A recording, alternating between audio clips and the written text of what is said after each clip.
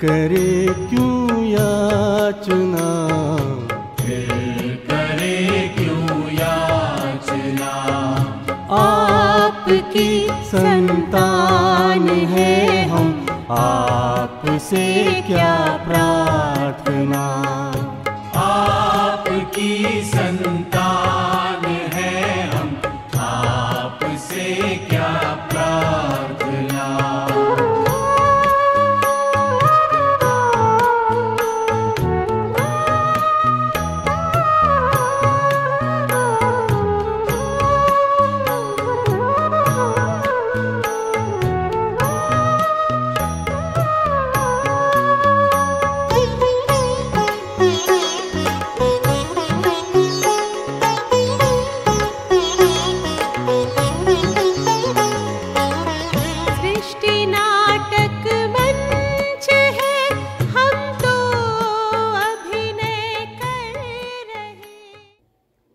ఓం శాంతి. ఇప్పుడు మనం నిరంతరం స్మృతిలో ఉండడానికి యుక్తులు అనే అంశంపై ఆదరణీయ బ్రహ్మకుమార్ రామ్నాథ్ అన్నయ్య గారు చేసిన క్లాసు తెలుగులో విందాము. ఓం శాంతి. బ్రహ్మకుమారిలు అనగా రిచెస్ట్ ఇన్ ది వరల్డ్. ఈ సంస్థ యొక్క గొప్పతనం ప్రపంచంలో అన్ని సంస్థల కంటే ప్రత్యేకంగా ఉంది.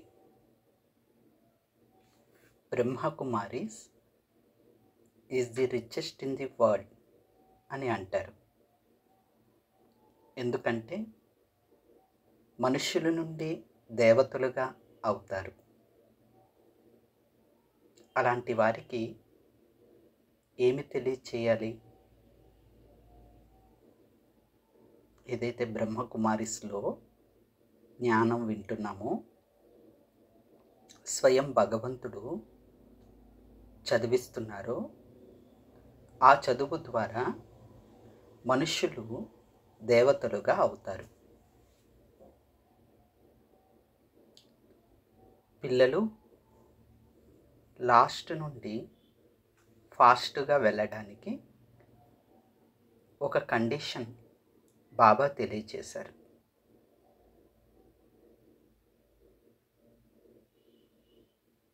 ఏదైతే పవిత్రత యొక్క ప్రతిజ్ఞ చేశారో దాని కొరకు అచల్ అడోల్ అనగా భూమి బద్దలైనా సరే ధర్మం విడవకూడదు అని దృఢంగా ఉండాలి.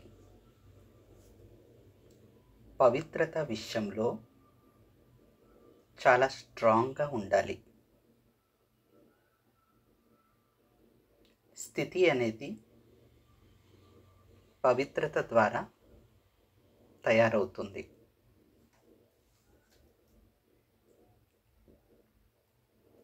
మనకు ఒక్కొక్కసారి మన స్థితి లేదా అవస్థ కింద మీదకు అటు ఇటు అవుతుంది. ఎందుకు? మనకి లక్ష్యం కూడా ఉంది, కానీ నిరంతరం స్మృతిలో ఉండకపోవడానికి కారణం ఏమై ఉంటుంది? మన జీవితంలో ఏదైతే ప్రతిజ్ఞ చేశామో దానిని ఎవరు కదిలిస్తున్నారు?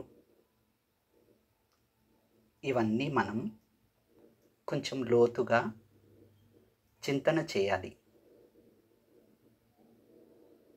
ముఖ్యమైన విషయం ఏమిటి అంటే సైన్స్ వాళ్ళు మనకు ఒక కోతిని ఇచ్చారు. అంటే అన్నయ్య మొబైల్ని ఫోన్ని కోతి అని చెప్తున్నారు.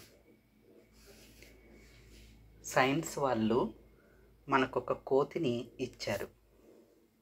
దాన్ని ఓపెన్ చేయగానే ఏదో ఒక నెగిటివ్ సీన్స్, దృశ్యాలు వస్తాయి. ఇక వాటి ద్వారా మనకు మన ఆంతరికంలో నెగిటివ్ రికార్డ్ అయిపోతుంది. ఈ రికార్డ్ అయిపోయిన నెగిటివ్ దృశ్యాల ప్రభావం అనేక జన్మల కొరకు ప్రింట్ అయిపోతాయి. ఈ విషయంలో, మొబైల్ ఫోన్ విషయంలో చెవులు, కళ్ళు అన్నీ మనల్ని మోసం చేస్తాయి. సాకార మురళిలో మరి బాబా చెప్తారు కదా, కర్మేంద్రియాలలో ఎక్కువలో ఎక్కువగా మోసం చేసేవి కళ్ళే. మనం ఏమనుకుంటామంటే కొద్దిగా చూస్తే ఏమవుతుంది అనుకుంటాం, కానీ అవి మనల్ని బాబా స్మృతిలో ఉండనీయవు. నిరంతరం అంటే ఆ నెగిటివ్ విషయాలే మనకు తెలియకుండానే గుర్తొస్తూ ఉంటాయి.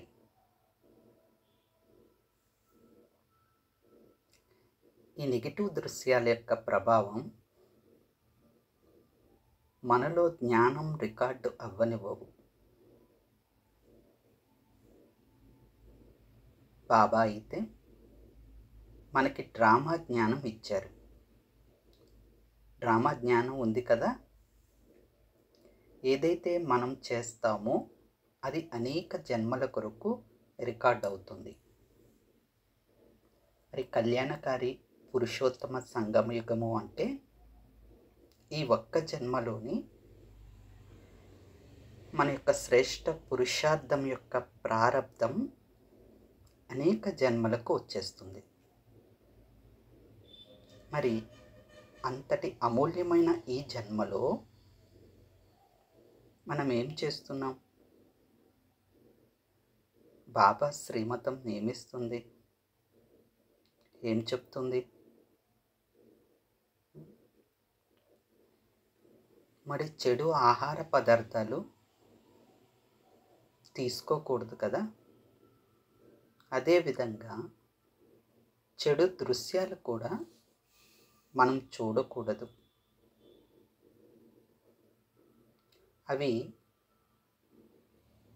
మన కొరకు అనేక జన్మలకు నష్టాన్ని కలిగిస్తాయి. ఉదాహరణకు, ఎవరైనా ఒక మార్గంలో ప్రయాణిస్తున్నప్పుడు వారు వారి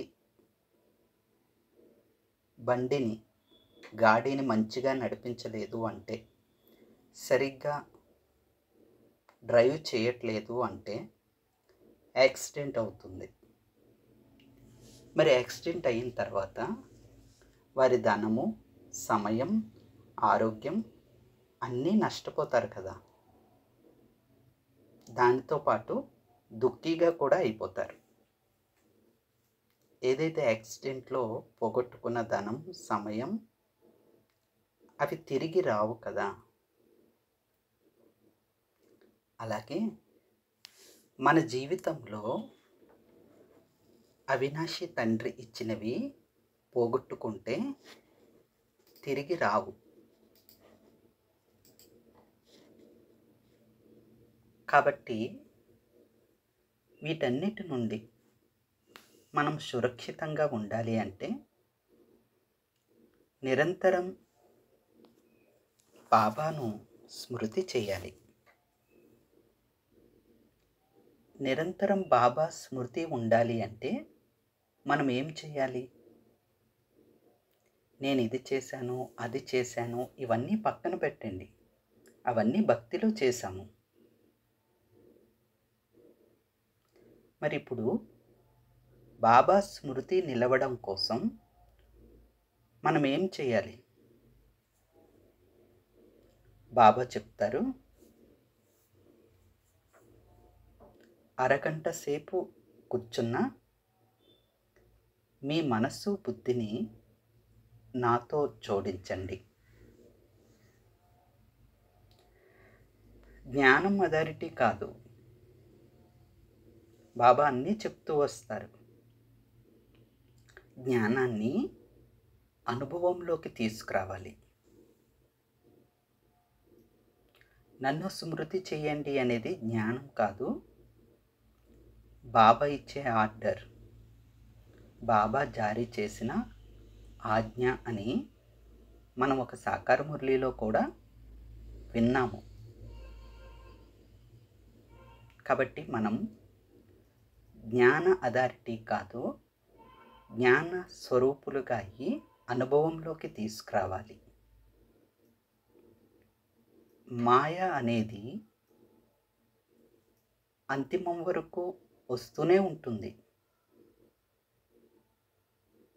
కాబట్టి జ్ఞానము మరియు యోగం ఈ రెండూ కూడా ఉండాలి. జ్ఞానశక్తి, యోగ బలం. జ్ఞానస్వరూపులుగా అవ్వాలి, యోగులుగా కూడా అవ్వాలి.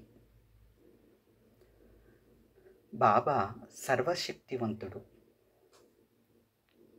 వారిని స్మృతి చేస్తూ మనం కూడా శక్తిశాలిగా అవ్వాలి.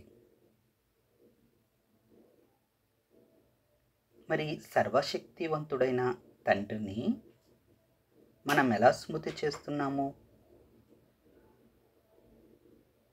బాబా దగ్గర మనం జన్మించగానే జన్మతః వరదానం ఇచ్చేశారు. బాబా అనేక వరదానాలు ఇచ్చారు. పవిత్ర భవ, యోగి భవ. ఇంకా బాబా వరదానం ఇచ్చారు, మాస్టర్ సర్వశక్తివంతులుగా అవ్వండి. చూడండి, నాటి ప్రపంచంలో లౌకిక చదువులో మాస్టర్ డిగ్రీ తీసుకుంటారు, పిహెచ్డి పట్టా తీసుకుంటారు. ఇలా లౌకిక చదువులు ఉన్నట్లుగానే మనం తండ్రి సమానంగా అయ్యే డిగ్రీ తీసుకోవాలి. ఇదే మన లక్ష్యం కావాలి. చూడండి, భక్తిలో కూడా దేవతలలో ఒక్కో శక్తి ఒక్కో దేవతకు మహిమ చేయబడింది. మరి సర్వశక్తివంతుడైన తండ్రి పిల్లలం మనం వారి సమానంగా మాస్టర్ సర్వశక్తివంతుడుగా అవ్వాలి. బాబా యొక్క సర్వశక్తులలో ముఖ్యంగా 8 శక్తులు ఉంటాయి. మరి బాబా ఎవరు చెప్పండి? బాబా ఎవరు? పవిత్రతా సాగరుడు. బాబా ఆనంద సాగరుడు. బాబా జ్ఞాన సాగరుడు. బాబా దుఃఖహర్త, సుఖకర్త. మన తండ్రి ముక్తి జీవన్ముక్తులకు సాగరుడు, శాంతి సాగరుడు, భాగ్య విధాత.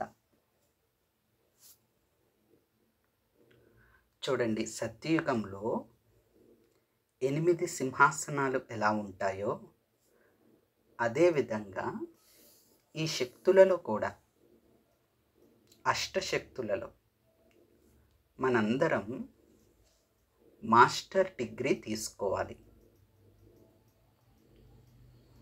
ఈ కళ్యాణకారి పురుషోత్తమ సంగమయుగంలో మన భాగ్యం, మన అదృష్టం అనేది భాగ్య విధాత ద్వారా తయారవుతుంది. స్వయంగా భగవంతుడే మనకి అదృష్టాన్ని తయారు చేస్తున్నారు. అందుకే బాబాను దివ్య బుద్ధి ప్రదాత అని కూడా అంటారు. మీరు జ్ఞాన విషయాలలో ఇతరాలు ఏమీ కూడా వేరేమి ఏమీ కూడా మిక్స్ చేయవద్దు. బాబా చెప్పిన జ్ఞానాన్ని యథార్థంగా అర్థం చేసుకోండి. ఇప్పుడు అంతిమ సమయం నడుస్తుంది.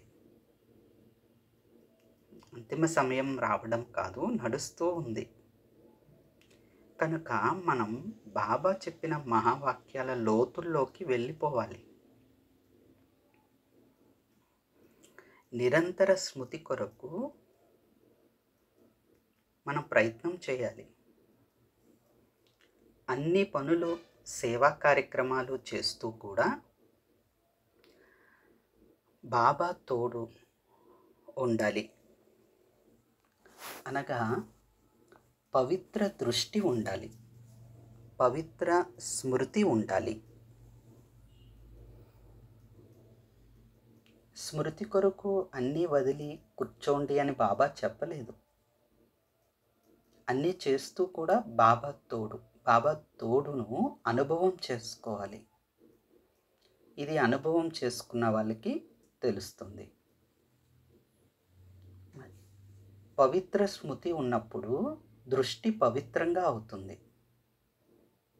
ఒక్కొక్క బిందువు పవిత్ర దృష్టితో నింపి ఒక్కొక్క నిమిషం, ఒక్కొక్క గంట ఇలా సమయం తీస్తూ ఉండాలి.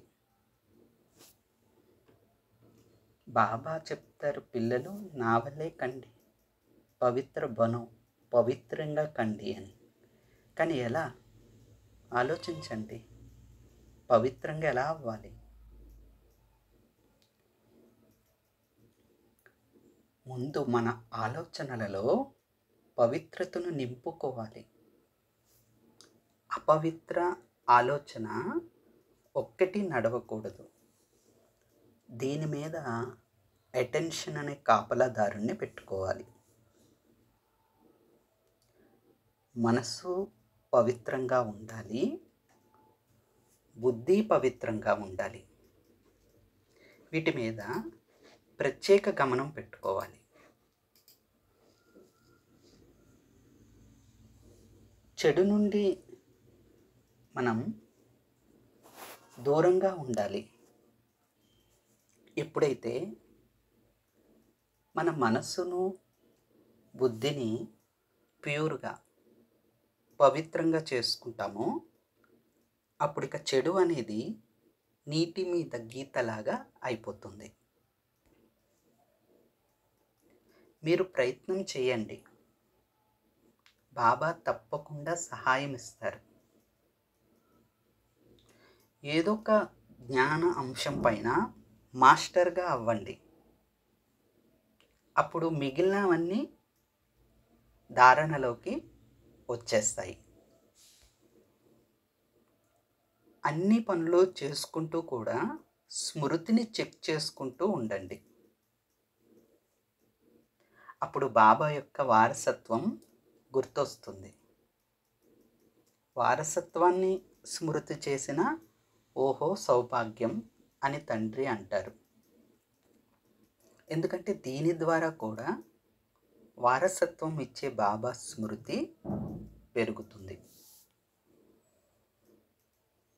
ఈ ప్రపంచంలో మనుషులు ఏ ఒక్కరు కూడా ఖాళీగా ఉండరు. కర్మలు చేస్తూనే ఉంటారు. కానీ సత్యుగంలో 9 లక్షలు మాత్రమే ఉంటారు కదా. మరి ఈ జ్ఞానంలో ఇతర విషయాలు మనం మిక్స్ చేయకూడదు. కొందరిని సత్యుగానికి, కొందరిని కలియుగానికి నేను పంపుతాను అని తండ్రి ఎప్పుడైనా చెప్పారా? తండ్రి ఇలా చెప్పలేదు కదా. బాబా ఎప్పుడు చెప్తారు, రేపటి రోజున పశ్చాత్తాపం యొక్క కన్నీరు రాకుండా జాగ్రత్తగా ఉండండి అని బాబా చెప్తారు. కాబట్టి మన యొక్క అమూల్యమైన సమయాన్ని తండ్రి స్మృతిలో, తండ్రి సేవలో వినియోగించుకుని మన భాగ్యాన్ని తయారు చేసుకోవాలి. ఎప్పటి నుండి ఇలా చేసుకోవాలి? రేపటి నుండా? మరి రేపటి రోజు పశ్చాత్తాపం అనే కన్నీళ్ళు రాకూడదు అంటే ఇప్పటి నుండే, ఈ రోజు నుండే మనం పురుషార్థం చేయాలి.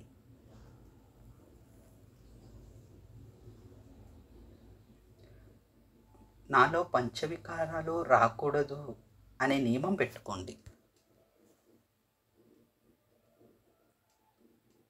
మరి ఎప్పుడైతే ఈ నియమంలో పక్కాగా తయారవుతామో అప్పుడు కర్మాతీత స్థితి తయారవుతుంది. అన్నీ చేయాలి. చెప్పాలి అంటే బుద్ధి ఇంకా మనకు వశం కాలేదు. దానిని అదుపులో పెట్టడానికి, బుద్ధిని అదుపులో పెట్టడానికి ప్రయత్నం చేస్తూ బాబా స్మృతి అనగా మనస్సు బుద్ధిని స్వచ్ఛంగా సత్యంగా పెట్టుకోవాలి. చెక్ చేసుకుంటూ ఉండాలి. రోజులో 1 గంట అయినా సరే మిమ్మల్ని మీరు చెక్ చేయండి. పూర్తి రోజంతా నేను ఏం చేస్తున్నాను, సమయం ఎలా గడుస్తుంది, సంకల్పాలు, మాటలు, కర్మలు ఏ విధంగా ఉంటున్నాయి. ఇతరుల మీద కాదు, మీ మీద మీరు గమనం పెట్టండి. ఊహల్లోకి వెళ్ళిపోకండి, వాస్తవికతలోకి రండి. సత్యాన్ని గ్రహించండి. ఎప్పటి వరకు మీరు చెక్ చేసుకోరో అప్పటి వరకు మార్పు అనేది రానే రాదు. మరి బాబా యొక్క స్మృతి నిరంతరం రావాలి అంటే ఒక యుక్తి ఉంది. ఒక్కొక్క రోజు ఒక్కొక్క స్వమానం తీసుకోండి. శాంతి అనగా ఏమిటి? స్మృతిలో ఉన్నప్పుడు ఇతర ఆలోచనలు నడిపిస్తున్నాము అంటే దాన్ని శాంతి అంటారా?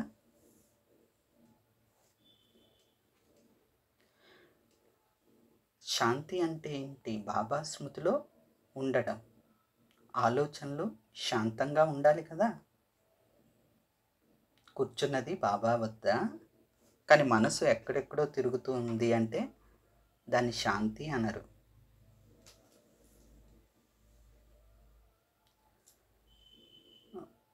మీరు మీ భావనలను వ్యాపింపచేయడం.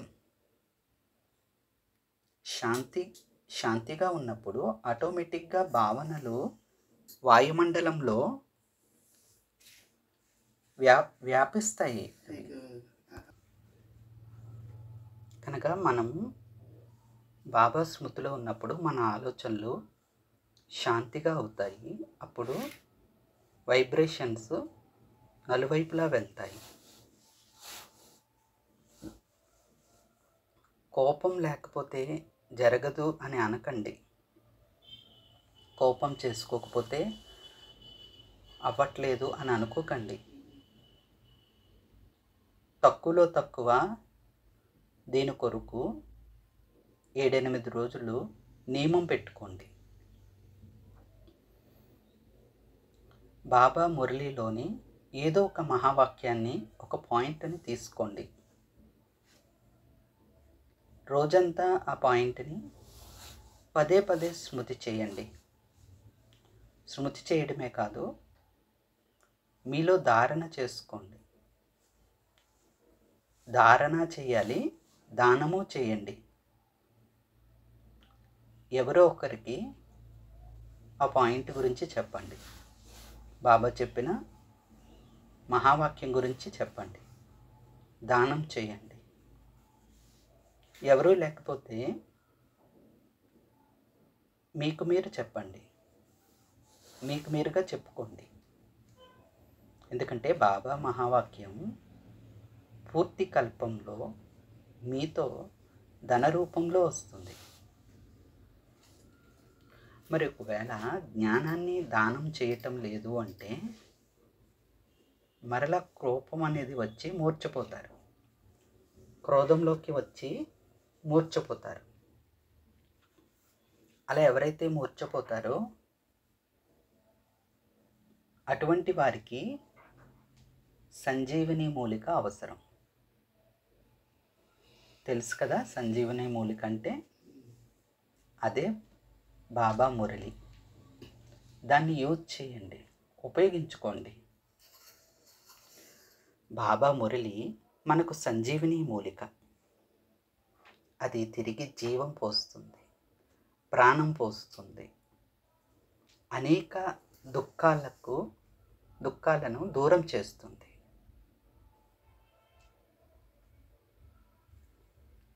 ఏదైతే వ్రతం తీసుకుంటామో దానిపైన దృఢంగా నిలబడండి. ఎందుకంటే అది మీ కొరకే కదా. ముఖ్యంగా ప్రస్తుత పరిస్థితుల్లో మొబైల్ నుండి దూరంగా ఉండండి.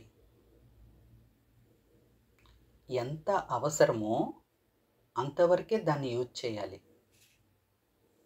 ఆ తర్వాత ఇక మొబైల్ నుండి దూరం. ఎందుకంటే మొబైల్ మనల్ని కన్ఫ్యూజ్ చేసేస్తుంది, స్థితిని గందరగోళం చేసేస్తుంది. ఎందుకంటే ఇక అందులో వచ్చేవి వేరే విషయాలు వినడం చూడడం అలవాటు చేయిస్తుంది. కాబట్టి మనం చాలా డిసిప్లైన్గా క్రమశిక్షణతో ఉండాలి. ఇప్పుడు గవర్నమెంట్ వాళ్ళు ఏవైనా నియమాలు చెప్పారంటే మనం వాటిని తప్పకుండా ఆచరించాలి, డిసిప్లైన్గా ఉండాలి. అదేవిధంగా ఈ ఈశ్వరీయ విద్యార్థి జీవితంలో మనం చాలా డిసిప్లైన్గా ఉండాలి. బాబా స్మృతియే మనకు బ్రహ్మాస్త్రం. మరి బాబా స్మృతిలో ఉండాలి అంటే కొద్దిగా ఏకాంతం అవసరం, ఏకాంత పరిసరాల అవసరము, మంచి సాంగత్యం అవసరము, సాత్విక భోజనం అవసరము. వీటన్నిటి ద్వారా మనం సహజంగా బాబాను స్మృతి చేసుకోవచ్చు. చూడండి, మిమ్మల్ని మీరు స్వయానికి స్వయం ఏకాంతంగా అయిపోవాలి. అందుకే ఏక్ బాబా దూసరా నా కోయి అంటారు. నేను నా బాబా. స్వయం ఐసోలేట్ చేసుకోండి. మనం తెల్ల వస్త్రాలు ధరిస్తున్నాం. అదేవిధంగా మన మనస్సు కూడా స్వచ్ఛంగా ఉండాలి. మీకు ఇష్టమైతేనే ఈ విషయాలన్నిటి యొక్క లోతుల్లోకి వెళ్ళండి. ఇతరుల విషయాల లోతుల్లోకి మాత్రం వెళ్ళవద్దు. మరి పోర్బందర్ అనే ఉంది కదా ఊరు, అన్నయ్య దాన్ని 4 బందర్, 4 బందర్ అనగా కోతులు అంటున్నారు. 4 బందర్ అనగా 4 కోతులు. అవి మనలోనే ఉన్నాయి. వాటిని మనం గుర్తించి సమాప్తి చేయాలి. విశేషంగా సాకార మురళిలో బాబా వీటి ప్రస్తావన తీసుకొస్తూ ఉంటారు. చెడు ఆలోచించవద్దు, చూడవద్దు, మాట్లాడవద్దు, చేయవద్దు. ఎప్పుడైతే ఈ 4 బందర్ 4 కోతుల్ని సమాప్తం చేసుకుంటామో అప్పుడు మనకి మంచి స్థితి అనేది తయారవుతుంది. వ్యర్థ వికల్పాలు మనసు బుద్ధి నుండి తొలగిపోతాయి. అచ్చా, ఓం శాంతి. ఈ క్లాస్లోని అన్నయ్య గారు చెప్పిన ముఖ్యమైన సారం, ఇప్పుడున్న సమయం అంతిమ సమయం, ఈ సమయంలో మిమ్మల్ని మీరు చెక్ చేసుకుంటూ ఉండండి. ఊహల్లోకి వెళ్ళొద్దు, రియాలిటీగా ఉండాలి. రోజుకి ఒక అరగంట సేపు మనస్సు బుద్ధిని ఏకాగ్రంగా బాబా యందు లగ్నం చేసే ప్రయత్నం చేయండి. మనం బాబా దగ్గర కూర్చున్నాము అంటే మన మనసు శాంతంగా ఉండాలి, వేరే ఆలోచనలు రాకూడదు. అదేవిధంగా ఏ రోజు మురళిలోనే ఆ రోజు పాయింట్స్ని తీసుకుని, ఏదో ఒక పాయింట్ని తీసుకుని మననం చేయండి, చింతన చేయండి, ధారణ చేయండి, ఇతరులకి కూడా దానం చేయండి. సెల్ఫ్ డిసిప్లిన్, స్వయం క్రమశిక్షణ అనేది చాలా ముఖ్యం. కాబట్టి మీకు మీరుగా కొన్ని నియమాలు పెట్టుకోండి, ఒక వ్రతం తీసుకోండి, ఆ వ్రతంపై దృఢంగా నిలబడండి. ఇవి అన్నయ్య నిరంతరం బాబా స్మృతి ఉండటం కోసం యుక్తులు అనే క్లాస్లోని వినిపించిన పాయింట్స్. అచ్చా, ఓం శాంతి. की संतान